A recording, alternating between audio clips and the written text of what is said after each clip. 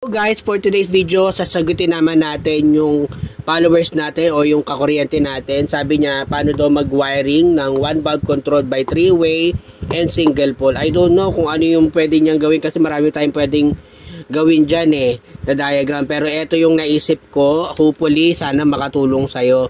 Baka ang gusto niya yung 3-way pwede niyang patayin. Ano? Ayan, so gagawin natin.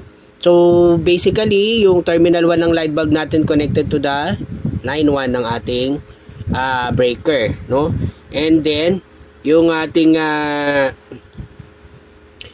namang line 2, i-connect naman natin yan sa terminal 1 ng ating switch. Yan. So, tapos ito po ay, yung terminal 2 naman, i-connect naman natin to sa 0 ng ating 3-way. Ito po yung 0, 1, and 3. 0, 1, and 3. And then, yung ating terminal 2 naman ng light bulb natin, i-connect